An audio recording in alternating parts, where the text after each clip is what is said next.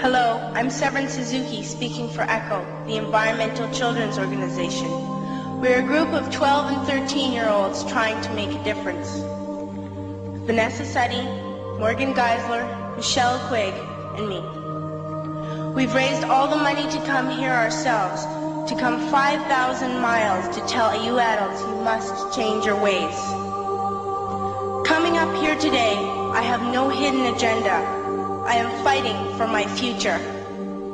Losing my future is not like losing an election or a few points on the stock market. I am here to speak for all generations to come. I am here to speak on behalf of the starving children around the world whose cries go unheard. I am here to speak for the countless animals dying across this planet because they have nowhere left to go. I am afraid to go out in the sun now because of the holes in our ozone. I am afraid to breathe the air because I don't know what chemicals are in it. I used to go fishing in Vancouver, my home, with my dad, until just a few years ago we found the fish full of cancers. And now we hear of animals and plants going extinct, every day vanishing forever. In my life, I have dreamt of seeing the great herds of wild animals, jungles and rainforests full of birds and butterflies. But now I wonder if they will even exist for my children to see. Did you have to worry of these things when you were my age? All this is happening before our eyes, and yet we act as if we have all the time we want and all the solutions. I'm only a child and I don't have all the solutions. But I want you to realize, neither do you. You don't know how to fix the holes in our ozone layer. You don't know how to bring the salmon back up a dead stream. You don't know how to bring back an animal now extinct. And you can't bring back the forest that once grew where there is now a desert. If you don't know how to fix it, please stop breaking it.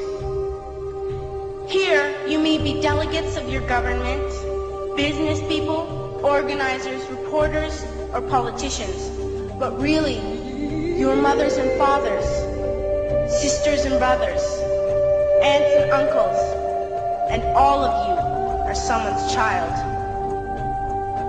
I'm only a child, yet I know we are all part of a family, 5 billion strong, in fact, 30 million species strong.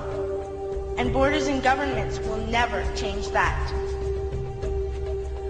I'm only a child, yet I know we are all in this together and should act as one single world towards one single goal. In my anger, I am not blind, and in my fear, I am not afraid of telling the world how I feel. In my country, we make so much waste. We buy and throw away, and yet northern countries will not share with the needy.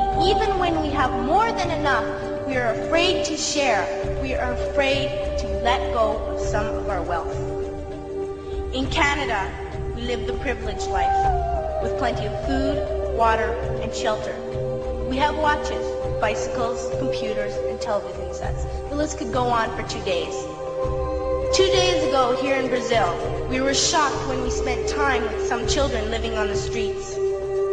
This is what one child told us. I wish I was rich. And if I were, I would give all the street children food, clothes, medicines, shelter, and love and affection. If a child on the streets who has nothing is willing to share, why are we who have everything still so greedy? I can't stop thinking that these are children my own age, that it makes a tremendous difference where you are born. That I could be one of those children living in the favelas in Rio. I could be a child starving in Somalia, or a victim of war in the Middle East, or a beggar in India. I am only a child, yet I know if all the money spent on war was spent on finding environmental answers, ending poverty, and finding treaties, what a wonderful place this earth would be. At school, even in kindergarten, you teach us how to behave in the world. You teach us not to fight with others, to work things out, to respect others, to clean up our mess, not to hurt other creatures, to share, not be greedy.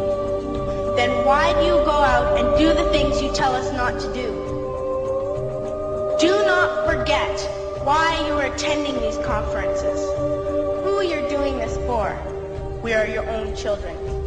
You are deciding what kind of world we are growing up in. Parents should be able to comfort their children by saying, everything's going to be all right. It's not the end of the world, and we're doing the best we can. But I don't think you can say that to us anymore. Are we even on your list of priorities? My dad always says, you are what you do, not what you say. Well, what you do makes me cry at night. You grown-ups say you love us, but I challenge you, please, make your actions reflect your words. Thank you.